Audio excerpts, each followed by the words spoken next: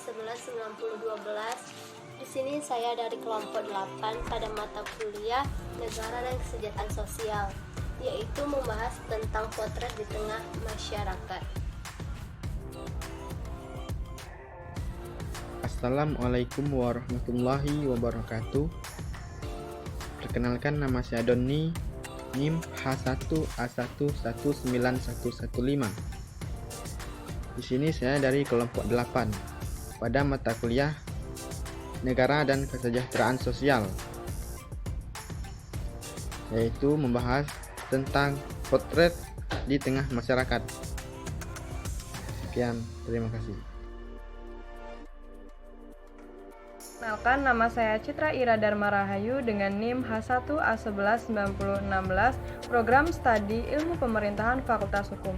Baiklah, di sini saya akan memenuhi tugas ujian akhir semester dengan mata kuliah Negara dan Kesejahteraan Sosial tentang potret kesejahteraan masyarakat. Assalamualaikum warahmatullahi wabarakatuh. Perkenalkan, nama saya Muhammad Dian Raja dengan nomor mahasiswa H11982. Saya mahasiswa Universitas Jambi, Fakultas Hukum, Prodi Ilmu Pemerintahan. Baiklah, di sini saya dengan teman-teman kelompok 8 ingin membuat video potret di tengah masyarakat, yaitu dengan mata kuliah Negara dan Kesejahteraan Sosial. Assalamualaikum warahmatullahi wabarakatuh. Baiklah, di kesempatan kali ini kami ingin mengangkat isu dengan tema menjelang Hari Raya Idul Fitri 1442 Hijriah, bagaimana keadaan serta kondisi Pasar Muara Bungo terkini. Ini isu yang kami angkat untuk memenuhi tugas Negara dan Kesejahteraan Sosial dan bagaimana potret di tengah masyarakat. Baiklah, saya langsung saja masuk ke pembahasan. Muara Bungo adalah salah satu kabupaten yang berada di wilayah Jambi Barat, menjadi sentral ekonomi dan salah satu pusat industri dan bisnis. Karena letak yang strategis, yaitu di antara dua provinsi, menjadi gerbang masuk dari Sumbar, Sumatera Barat ke Jambi, yang langsung berbatasan dengan Kabupaten Damastraya.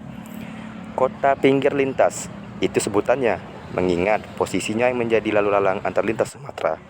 Bagaimana dengan euforianya penduduk sekitar setiap tahunnya dalam menyambut bulan suci Ramadan sekaligus Idul Fitri? Tentunya sangat bergembira sekali ketika momen luar biasa ini menjadi bulan yang ditunggu-tunggu setiap tahunnya. Tentu pedagang sangat diuntungkan ketika Ramadan dan Hari Raya datang. Perputaran ekonomi yang cepat tentu menjadi kesejahteraan bagi masyarakat. Hal itu mulai memudar sejak COVID-19 hadir. Semua aspek dalam kehidupan, baik sosial, politik, ekonomi, maupun religion menjadi amburadul. Dan alhamdulillah, setelah 1 tahun melewati, Indonesia mampu perlahan melepaskan beban ini. Tapi semua dapat diregulasi sehingga penyetabilan tersebut dapat diatasi dengan adanya kebijakan pemerintah dan tentunya penyesuaian dengan masyarakat sekitar. Ada yang lebih ditegaskan untuk kegiatan menjelang Lebaran di tahun 2021 ini, di mana kebijakan pemerintah memang menjadi aktor utama dalam hal ini. Kebijakan yang paling diutamakan di tahun ini mengingat COVID-19 belum bisa dikatakan musnah. Pemerintah mengambil langkah yang tepat dan harus tegas, yaitu imbauan pelarangan mudik. Potret yang dapat kita lihat di Muara Bungo dalam hal ini kabupaten. Selama kebijakan ini berjalan, apakah terrealisasikan? Baik, kita bahas apa saja kebijakan nasional. Korlantas Polri menyiapkan 381 titik penyekatan jelang Lebaran 2021. Penyekatan dilakukan karena pemerintah melarang mudik Lebaran 2021 pada tanggal 6 sampai 17 Mei.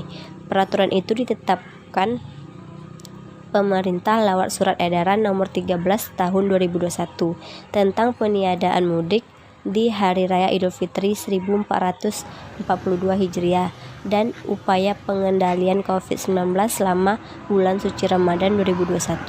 Dalam keputusan tersebut, Muara Bungo termasuk titik yang ditegaskan dan dinamakan Pos Sekat Simalidu berbatasan dengan Provinsi Jambi pos sekat Sungai Rumbai perbatasan dengan Kabupaten Muara Bungo, Provinsi Jambi terakhir. Hal ini ditegaskan oleh Polri. Bagaimana dengan kondisi kota dan pasar Muara Bungo, yang mana biasanya ramai pengunjung dari luar kabupaten dan provinsi? Dengan adanya penyekatan itu semua menjadi sepi. Nah, ternyata 2 hari sebelum Lebaran, pasar Muara Bungo tetap ramai dan macet walau hanya ada di beberapa titik saja, seperti tempat-tempat kebutuhan pokok untuk persiapan Lebaran, seperti makanan, minuman, atau sembako lainnya, tetap masih ramai seperti biasanya. Yang menjadi penurunan dari riset kami yaitu pedagang pakaian dan toko yang berbau kendaraan. Masyarakat sekarang lebih dominan belanja lewat online daripada toko fisik. Kenapa itu bisa terjadi? Karena seiring berjalannya waktu, inovasi yang bermacam-macam muncul sehingga gaya belanja sekarang sudah mulai mengarah ke online. Dan menjadi kesenangan sendiri bagi sebagian orang, apalagi untuk anak muda. Sekarang, tergantung bagaimana cara branding yang baik toko online maupun offline. Tetap bisa bersaing tergantung bagaimana cara mereka kreatif dalam usaha atau branding produknya. Selanjutnya, toko-toko yang berbau kendaraan servis baik mobil maupun motor mengalami penurunan karena kami rasa ini ada efek dari pelanggaran mudik, di mana masyarakat yang sebelumnya melakukan servis kendaraan untuk melakukan mudik, lalu kebijakan tahun ini mudik ditiadakan. Tentu menjadi penurunan dan yang melakukan mudik pun jadi sedikit karena penyekatan yang ada membuat masyarakat akhirnya tidak melakukan mudik. Dan hal itu berdampak ke pedagang dan toko servis, motor ataupun mobil. Bisnis pangkas rambut tetap diuntungkan dalam hal ini karena tetap ramai pengunjung. Dan bisnis pangkas rambut tidak ada yang melakukan online. Ada protokol kesehatan yang diterapkan di mana pemerintah selalu memberi himbauan, apalagi di malam hari banyak kegiatan yang dibubarkan. Sudah dari 7 hari sebelum Lebaran karena menghindari penyebaran COVID-19. Pos ketupat yang lumayan banyak dan siap melayani pergerakan masyarakat dan kenyamanan mereka menjelang Lebaran. Ada sekitar 4 pos ketupat yang ada di Muara Bungo. Nah, dalam hal ini untuk bagian kota saja ya teman-teman. Nah, begitulah potret pasar dan kota Bungo beberapa hari menjelang Lebaran ini. Berkah Karbon 2021, masyarakat 5 desa di Bungo terima paket Ramadan dan kerbau untuk Lebaran. Sumber jambiberita.com. Masyarakat 5 desa di Kecamatan Batin, 3 Ulu, Kabupaten Bungo, Jambi tersenyum sumringah di tengah pandemi yang masih belum terkendali dan perekonomian yang masih lesu. Hutan yang mereka pelihara dengan baik kembali membawa berkah melalui imbal jasa karbon warga 5 desa Senaman Ulu, Laman Panjang, Lubuk Beringin, Buat, dan Sungai Telang di bulan Ramadan ini kembali menerima paket Ramadan berupa sembako dan pembelian kerbau untuk keperluan daging Lebaran Idul Fitri 1442 Hijriah. Masyarakat di 5 desa ini yang dalam Kabupaten Bungo disebut dengan dusun bersyukur mendapatkan bantuan dari hasil menjaga hutan ini. Senang nian kami dapat bagian dari dana jaga hutan ko. Semoga adalah terus dana ko. Mano kondisi macam ko, harga karet belum juga ada naik, bulan puasa mau Lebaran. Bersyukur nian kami dapat bantuan iko. Kata Nenek Aisyah atau yang di dusun Laman Panjang juga dikenal dengan nama Nenek Tino. Pembagian paket sembako ini dilakukan di masing-masing dusun dengan mengatur jadwal pengambilan sehingga tidak menimbulkan kerumunan masyarakat. Pembagian ini dilakukan di masing-masing desa dengan sejak pekan lalu dan berlanjut hingga besok.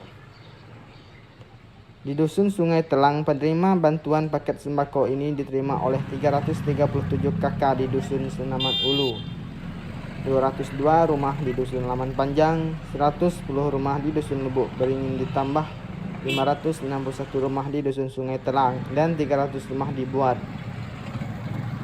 Selain menerima paket sembako, masing-masing warga dusun menjelang hari H Lebaran nanti juga akan mendapatkan paket daging dari hasil penyembelihan kerbau. Kerbau ini didistribusikan 3 ekor di Senaman Ulu, 1 ekor di Lubuk Beringin, 2 ekor di Laman Panjang, dan 2 ekor di Buat.